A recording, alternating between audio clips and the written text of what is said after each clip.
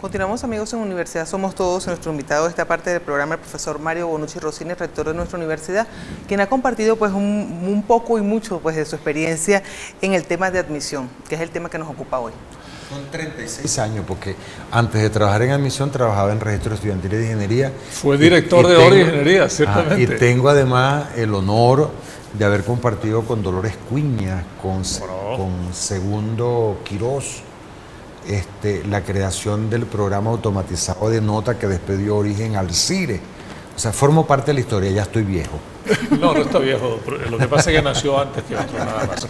Cuando estábamos fuera de cámara, le decíamos a Mario que le íbamos a hacer una pregunta que lo va a poner en una situación incómoda por un lado, pero supremamente interesante por el otro. Le decíamos que si él hubiera sido el ministro de Educación en ese momento, ¿qué no hubieras hecho para transformar el viejo sistema que tenía, el viejo programa de admisión que tenía OPSU, que no funcionaba bien, pero que funcionaba más o menos bien a medias, en un programa que tiene a todas luces las posibilidades de que no funcione para absolutamente nada? ¿Qué no hubiese hecho? Imponer por la vía de la fuerza, por la vía del poder que te da ser ministro en un país donde han desaparecido todas posibilidades de poder disentir, de imponernos un mecanismo como el que nos impusieron. Porque los rectores de la Asociación Venezolana de Rectores, porque eso es bueno decirle que hay dos tipos de universidades. Una donde nosotros somos electos, otra donde son electos por el dedo gracioso de un ministro de turno. Y esa persona cuando opina a favor del ministro. O sea que esa opinión yo no la considero... Se siente en la necesidad de cuidar su cargo. Así es. Entonces yo prefiero conversar con gente que realmente entiende de lo que es pluralidad y autonomía. Entonces, ¿qué hubiese hecho yo? Pero no de ahorita, de hace tiempo. Y tiene que ser un mecanismo permanente de revisión. Usted primero tiene que definir una política de Estado en materia de qué es lo que usted va a formar, cómo lo va a formar y en qué proporción lo va a formar. Eso es lo primero que usted tiene que hacer. O sea, usted quiere formar médicos, ¿cómo los va a formar? Pero formar médicos de calidad, médicos que realmente resuelvan problemas, o ingenieros, pero ingenieros de calidad. Inmediatamente usted tiene que mirar dentro de esa política de Estado cuál es el perfil de la gente que toca las puertas de una universidad. Caracterízalos. Por eso es que yo digo que es un mito ese cuento de que los pobres llegan a la universidad y no les abren la puerta. No, señores, los pobres prácticamente no tocan las puertas de la universidad porque no tienen cómo mantenerse, no tienen cómo comer, no tienen dónde dormir, porque el problema de la iniquidad en este país arranca desde el momento que tú naces. Es de origen. Si tú naces en un pueblito o tú naces en un barrio, por allá en un cerro, donde sea, ya tú no vas a tener tus 3 comidas, no vas a tener internet, no vas a tener acceso a la información, a los medios de comunicación, no vas a tener acceso a muchas cosas. Tienen las mismas oportunidades. No tiene las mismas oportunidades. Entonces, y esa es una responsabilidad que no está en la universidad. Lo primero que tiene que hacer es caracterizar a la gente que toca las puertas. Y el que no toca las puertas, vamos a estimularlo para que la toque. Como por ejemplo, programa Fray Juan Ramos de Lora. Expo Carreras. O Expo Carreras, Samuel Robinson. Todo este tipo de programas. Después tienes que caracterizar al que ingresa. Y mirar más que el que ingresa, el que queda por fuera.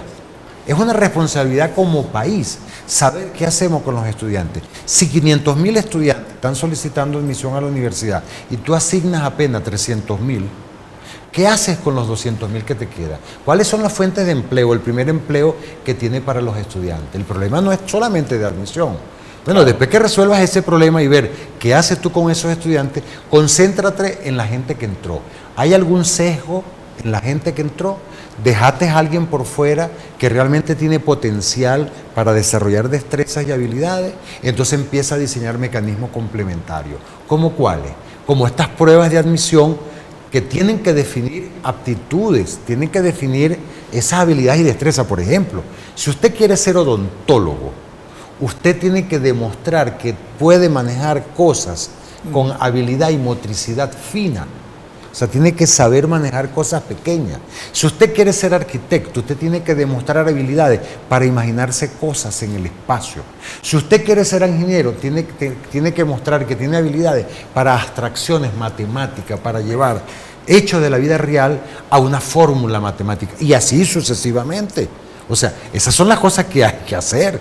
Entonces, después que usted mide esas aptitudes y elimine el sesgo, ahora usted va a tener que vigilar a esa gente que entró, porque esa gente no se le puede desviar. Usted no puede tener altos índices de deserción porque está produciendo pérdida de dinero asombrosa. O sea, de 100 estudiantes que ingresan, el objetivo debe ser 100 estudiantes que se gradúen. Entonces, esos son estudios de prosecución y finalización de sus estudios. Cuando tú hagas un estudio como este y sea permanente, entonces un ministro va a tener autoridad moral para modificar cualquier criterio. Pero tal como lo planteó, si un estudio serio por debajo, porque fíjate, la decisión la toman en diciembre, a enero, a febrero, a marzo, a abril, a mayo, a junio, 6 meses. 6 meses nosotros los rectores demócratas de las universidades de Averú pidiendo dónde está el soporte de ese sistema, de ese programa. De ese nuevo programa. De ese nuevo programa. Primero que nos gustaría saber cuál es el soporte del viejo. Pero es que aquí desde el año 2004 no hay ni siquiera un boletín estadístico. Aquí la gente se llena la boca diciendo hay tantos alumnos en el sector tal, en el sector tal, en las universidades de árbol, clasifican a las universidades como oficialistas, como de oposición. Aquí hacen cualquier loquera, pero nada de eso lo ponen en blanco y negro. Es puro discurso. Es puro discurso. Entonces, a nosotros nos gustaría saber efectivamente cuántos alumnos de carne y hueso tiene cada una de las universidades que dicen ellos que tienen el 85% de los cupos. Que no los tienen, pero dicen ellos. Además, ¿cuál es su nivel de prosecución? ¿Qué tan exitosos están siendo? Porque el papel lo aguanta todo. Yo puedo decir que nuestra universidad tiene 60.000 estudiantes, pero hay días que no aparecen por ningún lado. Pero además una universidad no es solamente para graduar jóvenes. Una universidad es para resolver problemas del entorno, para hacer actividad de extensión, para tener un impacto en este país, contribuir doctrinariamente. Nosotros estamos de fiesta, chicos. La Universidad de los Andes tiene de estos últimos 5 premios Fundación Polar, tenemos 3. ¿Y los otros 2 son de dónde? De las universidades autónomas. ¿O qué? El 80%, el 85% de los muchachos encuestados que les preguntan a qué universidad quisiera usted ir, eligen a la Universidad Autónoma. Eso es una realidad. Así, ahora lo importante es, y yo creo que no puede perderse de vista en una discusión como esta, es que usted no se puede parcializar por ningún segmento, por ningún sector. Porque yo hice una propuesta en Consejo Universitario bien larga y la gente ha tomado solamente un aspecto de la propuesta. Yo propuse un recurso de nulidad, porque lo escribí fui yo, un recurso de nulidad ante el TCJ, acudir a la Fiscalía para denunciar al ministro por esta decisión que nos está consumiendo muchos recursos. Propuse estudios estadísticos sobre la prosecución y sobre el ingreso.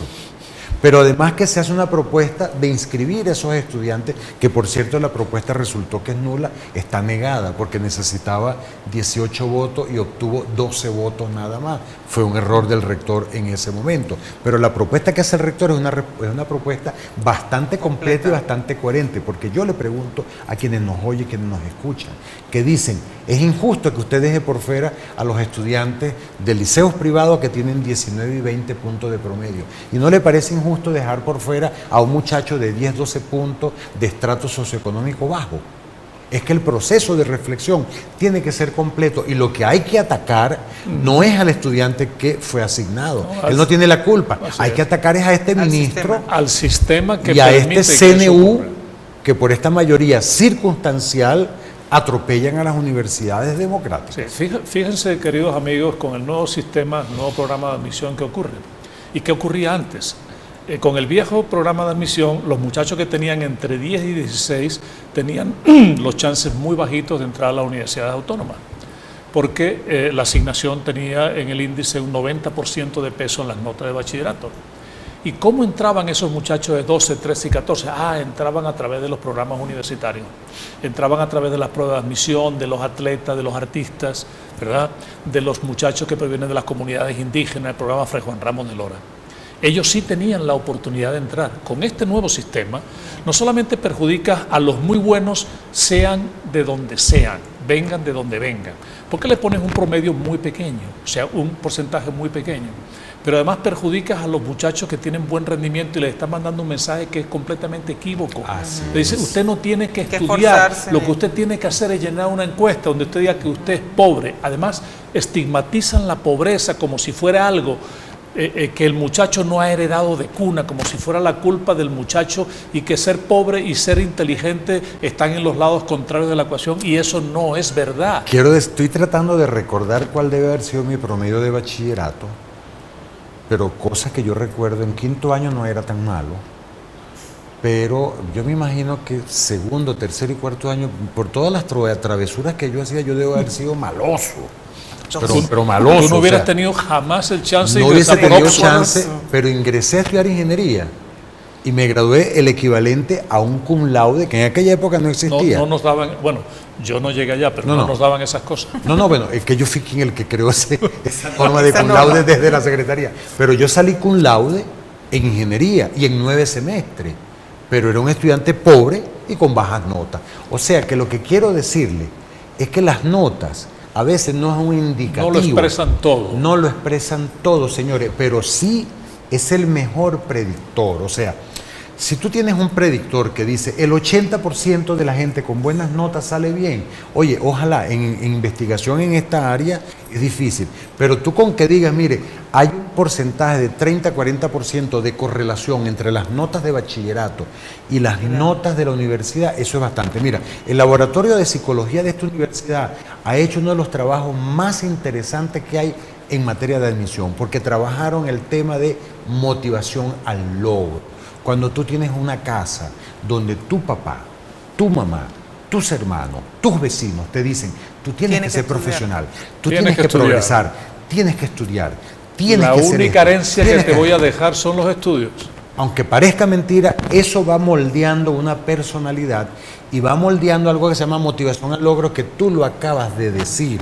Si yo desestimulo la nota y que tú le digas al muchacho, no estudies, porque si tú dices que eres pobre, vas a salir. Ahora, ¿qué motivación al logro tú estás sembrando en esa persona para que cuando se gradúe alguna vez de profesional, los que puedan graduarse puedan construir un futuro promisorio para este país? Y una vez que esas personas se gradúan, están cambiando incluso la cultura del país, porque lo que están haciendo es una cultura facilista. Una vez que esas personas se gradúan, van a seguir esperando que el Estado paternalista les dé un trabajo porque son pobres. O sea, eso es que de verdad uno no entiende a veces cómo se toman las decisiones en el país. El Twitter más difundido del último CN1 que envié yo expresaba en nombre de los estudiantes, porque la situación fue tan incómoda, el show que se montó allí, yo expresaba, no me den un cupo porque soy pobre. Así es. Denme un cupo porque tengo capacidad y porque tengo deseos de un mejor futuro. Yo merezco un cupo, es por eso. Fíjate lo que hizo el ministro. El ministro dijo, vamos a dar el derecho de palabra a una joven estudiante de quinto año, a una persona. Bueno, dijimos que sí. Cuando la muchacha entró, empezaron a entrar en fila india cerca de 200 adolescentes, de Petare, de Propatria, o sea, de Guatire, Guare, o sea, 200 adolescentes que se sentaron detrás del ministro y oímos una locución de casi 40 minutos del ministro, y además unos jóvenes mirándonos a nosotros, a Cecilia García Rocha, a Jessy Divo, a mí, que eran los que estábamos más cerca, y teníamos jóvenes atrás que nos miraban y nos decían, tú eres el que nos quieres quitar el cupo, tú nos quieres quitar nuestro futuro. Tú se lo mirabas en los ojos. ¿Cómo le dices tú a esos estudiantes que quedan por fuera? Por eso que yo le digo a la gente que cuestiona la decisión que hubo del Consejo Universitario, le invito a que nos oiga este lunes porque esa discusión sigue. Pero más que cuestionar, es reflexionar. ¿Qué hacemos nosotros para eliminar todos esos sesgos? Y que tengamos un sistema que minimice la iniquidad. Mire, si el gobierno nacional le preguntara a las universidades qué hacer con el país, con seguridad este país iría mejor. No porque nada más el conocimiento y el saber está en las universidades, no, sino que en las universidades se fomenta la discusión, el intercambio de ideas, y esto a veces hace que a uno le vendan una idea con la que uno no comulgaba antes. En el alto gobierno las cosas son más como un cuartel, como una cosa dirigida, y aún los que tienen buenas ideas no quieren ir en contra de las ideas de su jefe. Nos quedan 1, 2 o 3 minutos, rector. Le voy a hacer unas preguntas puntuales para que la gente se ubique.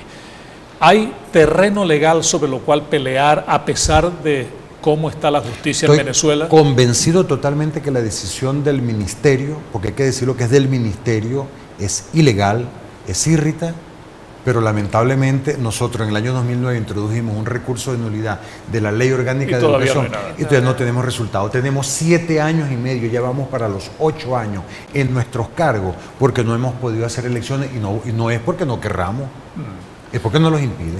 Ya hay algunas decisiones de otras universidades. Ayer se reunió la Universidad Central, Amalio Belmonte, nuestro buen amigo a quien le mandamos un saludo, nos hizo llegar la decisión. Ellos le van a devolver la lista al CNU y le van a pedir que le mande la lista con el 30%, que es lo que deberían hacer.